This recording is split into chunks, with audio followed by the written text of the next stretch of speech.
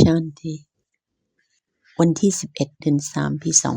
26เมื่อมีการแข่งในการจาริกแสวงบุญแห่งการทรงจำถึงจะมีการกลายเป็นดวงวิญญาณบุญที่บริสุทธิ์ได้รับอำนาจการปกครองแห่งสวรรค์ที่ดวงวิญญาณบุญอยู่ที่มีการจาริกแสวงบุญและมองเห็นบาปเพื่อได้รับการปรับเปลี่ยนแก้ไขให้กลายเป็นบุญนั่นเองจึงเป็นเหตุผลว่าทำไมชีวิตบราหมินบางครั้งจึงไม่มีประสบการณ์ของความสุขเหนือประสาทสัมผัสเพราะบาปได้ถูกทำขึ้นไม่อย่างใดก็อย่างหนึ่งอย่างละเอียดอ่อนเมื่อคาดหวังในความสุขจึงไม่ได้เกิดขึ้นตลอดเวลาแม้กระทั่งจะยืนยันว่าตนนั้นเป็นโกปและโกปี้เป็นตัวของความสุขเหนือประสาทสัมผัสก็จะไม่มีความรู้สึกเหล่านั้นเพราะความผิดที่เกิดขึ้นนั่นเองแทนที่จะบอกพ่อถึงสัจจะของเขาและรับสีมัดไปปฏิบัติทุกสิ่งรู้ได้จากการที่เราทำอะไรนั้นลูกเปลี่ยนความเข้าใจในการจดจำพ่อให้กลายเป็นมรดกได้เพราะว่าการจดจำพ่อแน่นอนลูกได้รับอำนาจการปกครองสวรรค์เป็นมรดกแต่ทันทีทันใดที่ลูกเกิดมาในฐานะที่เป็นดวงวิญญาณคือบุตรชายที่มีสิทธิ์ในมรดกนั่นก็กลายเป็นทายาทมากมายที่ได้เกิดขึ้นแต่แล้วตามกฎถ้าเขาได้ทำการแสดงความศรัทธามาโดยอัตโนมัติเขาจะรับผลของสิ่งนั้นด้วยความรู้ที่ได้รับแต่ชัดเจนประมากลายเป็นวิษณุนี่คือผลของศรัทธาของตนวิษณุคืออาณาจักรที่ได้รับในรูปของผู้ที่มีอำนาจการปกครองในความเป็นหญิงและชายของตนที่สมบูรณ์พร้อมลูกได้รับสิ่งนั้นด้วยพลังของโยคะแต่แล้ววันนั้นในหนทางที่ลูกกำลังเพียรพยายามอยู่ก็มีการทำบาปแต่ไม่บอกว่าบาปจากการไม่พูดสัจจะลูกก็หลอกลวงตนเองและการบอกสัจจะลูกจะกลับมาเบาสบายลูกก็สามารถทำดีได้อย่างง่ายดายนั้นลูกสาวบางคนชั้นหนึ่งบาจึงยกตัวอย่างสติปัญญาไม่เคยถูกดึงไปณที่ใดเช่นดร.นอร์มาลาเป็นอันดับหนึ่งที่มีหัวใจสะอาดเธอไม่เคยมีความคิดที่ผิดในหัวใจเธอจึงนั่งในหัวใจของบาและแล้วเพียงแต่จดจำพ่อด้วยหัวใจที่ซื่อสัตย์ลูกก็จะรู้ว่าพ่อกำลังทำงานเช่นไรเพื่อหล่อเลี้ยงลูกแต่แล้วดามราชก็อยู่กับพ่อจะได้ซ่อนเล้นสิ่งไหนจากพ่อในเวลานี้อย่าคิดว่าบารู้ทุกสิ่งพ่อนั้นคือชิปบาเป็นไปที่พ่อจะต้องให้อภัยในหัวใจที่มีความซื่อสัตย์เท่านั้นไม่มีใครทำบาปและซ่อนเล้นได้จากการทำบาปดวงวิญญาณก็จะบินดวงวิญญาณบาปมากขึ้นแต่ละวันนั่นไม่ใช่โชคของเขาที่เฝ้าจะเกิดขึ้นจนประวัติเขาเสียไปเมื่อบอกว่าบาถึงสิ่งนั้นลูกก็จะได้รับสีหมัดบาทำให้ลูกนั้นระมัดระวังคำแนะนำที่ให้ลูกต้องได้รับเพื่อจะให้มีการผ่าตัดโดยศัลยแพทย์ในทุกย่างก้าวตัดเนื้อร้ายตัดเหตุและผลที่จะทำให้ตนนั้นตกต่ำจากการไม่ทำตามสีหมัดเท่ากับลูกนั้นทำให้บัญชีของตนเองถูกแปดเปื้อนตรงกันข้ามลูกจะได้คุณประโยชน์ในทุกสถานการณ์หากลูกพูดความจริงดังนั้นใครก็ตามที่จะเป็นราชาหรือราชินีต้องเรียนรู้จะสร้างปวงประชาโดยทำหน้าที่เป็นตัวอย่างบาให้การกำหนดหนทางสำหรับทุกสิ่งแล้วถ้าลูกเป็นตัวอย่างในการได้รับประโยชน์จากการบอกว่าบาถึงสิ่งเหล่านั้นที่ลูกทำผิดลูกก็จะใช้ความเป็นผู้นำของลูกที่ทำให้ทุกคนทำตามและได้รับผลดีได้รับมรดกตามเช่นกันบาจะบอกลูกอีกมากมายเกี่ยวกับความรักและถ้าลูกจะอธิบายด้วยความรักซึ่งเป็นประโยชน์ในการบอกบาถึงสิ่งนั้นบาจะบอกลูกว่าลูกคุณจะทำอะไรเพราะนั้นเวลานี้จึงได้เห็นว่าการก่อตั้งได้เกิดขึ้นด้วยบรหมาก่อตั้งดินแดนของวิษณุนั่นเองทำตามพ่อเพื่อลูกจะได้อยู่อย่างสมดุลเพียงแต่การทำตามสีหมัดที่ให้คุณประโยชน์หากลูกซ่อนเล้นสิ่งไหนจากพ่อลูกก็เสียดุลทันที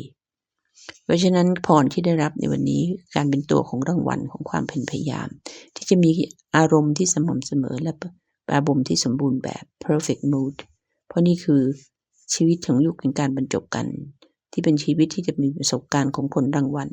ไม่ใช่ชีวิตต้องเพียรพยายามคุณธรรมของพ่อสภาพจิตของพ่อก็น่าจะเป็นของลูกที่ทัดเทียมกับท่านนี่คือการได้รับรางวัลการกลายเป็น ปั้นบูชาที่ถูกต้องก็หมายถึงลูกจะต้องได้รับการทุบตีทุบต่อยเคาะและปรับเปลี่ยนรูปทรงสันฐานให้ดีนั่นก็หมายถึงว่าจะไม่มีอะไรใหม่ถ้าลูกมีประสบการณ์ในการถูกทุบตีเช่นนั้นเหมือนเป็นเกมที่ลูกเฝ้ามองและยิ้มในการให้พรเพราะผู้แสดงเอกคือผู้ที่จะเล่นบทบาทถูกต้องแม่นยำดวงวิญญาณที่มีสติปัญญามีศรัทธาเขาก็ต้องมีความวิตกกังวลให้แน่ใจว่าทุกสิ่งที่ลูกทำจะออกมาเป็นผลดีและเป็นตัวอย่างที่ดีส่วนวันนี้เป็นวันของการจดจำดาดี้กุศลผู้แสนหวานเป็นแสงสว่างในดวงตาของพ่อเป็นผู้ที่พ่อนั่งบนบัลลังก์หัวใจเพราะว่าดาดี้นั้นทำทุกอย่างทุกย่างก้าวอย่างถูกต้องแม่นยำตามสีหมัดใบหน้าที่ยิ้มของเธอก็ให้พรแก่ทุกคนแล้วก็ได้รับพรได้เล่นบทบาทที่ถูกต้องแม่นยำวันนี้เป็นวันของการที่ใช้คุณธรรมของการหล่อเลี้ยงดูดซับเมอรีไว้เพื่อให้เห็นผลในรูปของการได้รับความยอมรับซึ่งเป็นคุณค่าที่ทำให้ชีวิตมีค่าหากเราเกิดมาด้วยการยอมรับของบานั่นความปรารถนาดีก็ปรากฏขึ้นเป็นฐานของการยอมรับเพราะฉะนั้นเหตุผลที่เราไม่เป็นที่ยอมรับหรือเหมือนไม่ได้รับการหล่อเลี้ยงเหตุผลที่เรามีแต่คำถามการรีรอหรือความสงสัยในเรื่องไหนอะไรเกิดขึ้นหรือในเรื่องของชีวิตที่เปรียบมีค่าเช่นเพชรนั่นนะอะไรหรือที่ทำให้เกิดมลทินใครที่ทำให้เกิดเช่นนั้นก็เพราะคุณค่าของความรักและความเคารพได้ลดหายไปนั่นเองไม่เพียงแต่การยอมรับด้วยการมีคำสั่งให้ทำอะไรแต่เป็นการมอบที่จะทำหน้าที่ทำด้วยความรักและจิตสำนึกที่ใส่ใจดูแลด้วยสายตาที่เต็มไปด้วยพลังที่จะเห็นผลว่าธรรมชาติของการยอมรับนั้นอยู่บนฐานของทัศนคติสายตาและความหวังที่มีต่อชีวิตตนเองแต่แล้วก็ตามสติปัญญาก็จะมีพลังมากยิ่งกว่าหัวใจเพราะเป็นความสัมพันธ์ที่เต็มไปด้วยความรักที่มาพร้อมกับการยอมรับทันทีทันใดที่สติปัญญาเข้ามาแทรกสติปัญญาก็เริ่มวิเคราะห์วิจัยหากมีฝุ่นละอองเข้าไปปะปนในน้ำมันก็ไม่ได้ทำให้ลูกมีพลานามัยดีและเมื่ออะไรเกิดขึ้นเมื่อลูกให้การกำหนดทิศทางแก่ใครแนะนำใครหรือแม้กระทั่งลูกหลานของตนก็ถามใครให้ทำอะไรบางสิ่งทัศนคติก็ต้องเป็นเช่นนั้นอย่าคิดว่าฉันนั้นมีการรู้คิดมากกว่าเขานั้นโง่กว่าเรามีประสบการณ์มากกว่าเราเป็นพ่อเขาเป็นลูกเขาต้องรับฟังลูกมีการคาดหวังแล้วก็มีการเรียกร้องหรือบางครั้งเป็นออกกันคำสั่งนั่นเองที่ข้อขัดแย้งได้เกิดขึ้นนี่ก็เป็นเรื่องแทนที่จะมีความรักอีโก้และความโกรธก็คืบคลานเข้ามาต้องยอมรับว่าการหล่อเลี้ยงของเราที่ได้รับจากบาและการที่จะให้ผู้อื่นจะเป็นสิ่งสะท้อนแม้กระทั่งคำแนะนำที่ดีหรือความคิดเห็นที่ดีมีพลังก็ปะปนกันขึ้นมาเพื่อจะสร้างข้อขัดแย้งซึ่งแท้จริงแล้วมันสร้างพวงมาลัยแผงเพชรกับเป็นหนามที่คลืบแคลงเข้ามามีการวิพากษ์วิจารณ์มีการพร่ำบ่นโอเคลูกยอมรับบางสิ่งเพราะมันเป็นความสัมพันธ์ที่ลูกจะต้องรักษาความสอดคล้องกลมกลืนต้องเงียบไว้ต้องสงบไว้ในบรรยากาศและการคิดว่าเขาเป็นนั่นเขาเป็นนี่เราต้องรับฟังนี่คือการแสดงเอกลักษณ์ที่ขึ้นอยู่กับตำแหน่งซึ่งไม่ใช่เรื่องของดวงวิญญาณความไร้เดียงสาและความบริสุทธิ์ของดวงวิญญาณหายไปที่ไหนบุคคลที่คิดว่าตนนั้นมีบทบาทและความสัมพันธ์มากยิ่งกว่าการเป็นดวงวิญญาณดวงวิญญาณเป็นผู้ที่ยอมรับแต่ร่างกายไม่ได้รู้ว่าต้องยอมรับอะไรแล้วก็เฝ้าแต่บีบบังคับกันและกันแล้วใครจะหล่อเลี้ยงใครเธอทำไมไม่รับฟังฉันเธอทำไมไม่เข้าใจในสิ่งที่ฉันพูดเธอเป็นเด็กทำไมต้องต่อรองอย่างนี้พยายามจะเพิกเฉยและเสแสร้งว่าลูกไม่ได้เข้าใจหรือหลีกเลี่ยงในสิ่งใดสิ่งหนึ่งที่จะเป็นไปได้ฉันกำลังพูดกับกำแพงหรือยังไงบางครั้งลูกก็พร่ำบ่นในสิ่งนี้ในการหล่อเลี้ยงใครหรือใครหล่อเลี้ยงลูกทำไมเธอไม่รับฟังฉันความโกรธก็เพิ่มขึ้นการประณามกันก็ตามมานี่คือความจริงที่ฉันกำลังพูดกับกำแพงก็เพราะฉันนั่นเองได้สร้างกำแพงไว้ความอดกลั้นและความรักไม่ได้เหมือนกันนะถ้าเป็นไปในการมองเห็นความสามารถของบุคคลนั้นที่เคยมีแต่เวลานี้แทนที่เราจะยอมรับความรักความเคารพนั้นสำคัญมาก ลูกสามารถจะยอมรับคำสั่งเพื่อจะทำงานตรงนั้นถ้ามันเป็นเรื่องยากหรือก็ไม่เป็นที่เคารพของความสามารถที่ลูกมี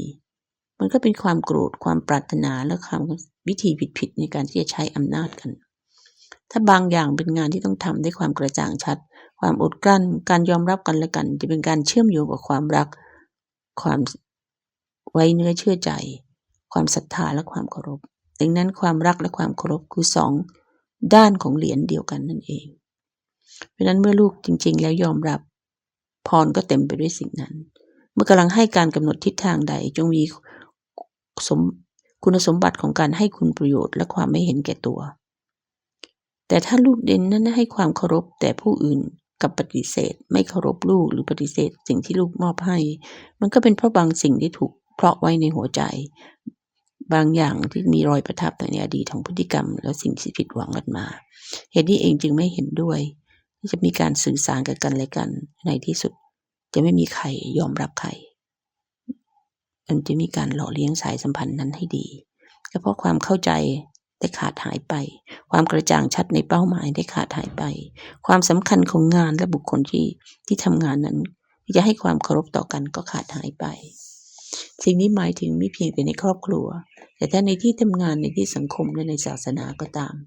ก็เพราะเราแท้จริงแล้วเรายอมรับโดยธรรมชาติอะไรก็ตามที่เขียนไว้ในคัมภีร์แต่ 2,000 ปีที่แล้วใครบางอย่างเขียนอะไรพูดอะไรบางสิ่งแต่ 5,000 ปีที่แล้วนะความรู้และปัญญาของกีตะก็ได้ให้ไว้พระเวทและคัมภีร์ก็เขียนบันทึกไว้ 2-3,000 ปีที่แล้วแต่ก็ยังมีการศึกษาและยอมรับสิ่งนั้นอยู่เราสร้างวิธีกรรมกันขึ้นมาที่ควรจะต่อเนื่องแต่แล้วตัวเราเองกลับไม่มองเห็นว่าเรากำลังทำตามสิ่งนั้นเพราะเราเคารพและได้รู้ว่ามันมีบางสิ่งที่เป็นประโยชน์รูปแบบใดหรือของความแนะนำที่ดีเมื่อในเวลานั้นมันเต็มไปด้วยความเห็นแก่ตัวคัมภีร์เหล่านั้นรวมทั้งคำพูดเหล่านั้นถูกบันทึกไว้มากภายหลังจากนั้นเพราะฉะนั้นขอให้ความร่วมมือปรากฏขึ้นก็เพราะเรามีโยคะหรือความสัมพันธ์กับกันและกันบนฐานของคุณค่าที่ทำให้ชีวิตนั้นมีค่าในการอยู่ด้วยกันการยอมรับกันหมายถึงการมีการหล่อเลี้ยงสายสัมพันธ์ที่จะมีการยอมรับความปรารถนาดีของผู้อื่นและเราจะดูซิอะไรเกิดขึ้นจากการที่เรามีความปรารถนาดีต่อกันเป็นฐานการเรียนรู้จักกันนั้นชัดเจนขอให้เราเป็นดวงวิญญาณที่มีการหล่อเลี้ยงตนเองด้วยความเคารพตนเองและให้ความเคารพต่อผู้อื่นบนพื้นฐานของความรักที่หัวใจได้มีการพัฒนาขึ้นมาแต่ก็นั้นก็ตามสติปัญญาจะต้องมีพลังพอที่จะรู้ว่าอะไรอยู่ในหัวใจประเภทไหนเกิดการหล่อเลี้ยงทั้งด้วยหัวใจและสติปัญญาและจิตใจก็จะเป็นธรรมและมองทุกสิ่งยังรู้ว่าอะไรควรทำไม่ควรทำและยอมรับสิ่งนั้นจากภายใน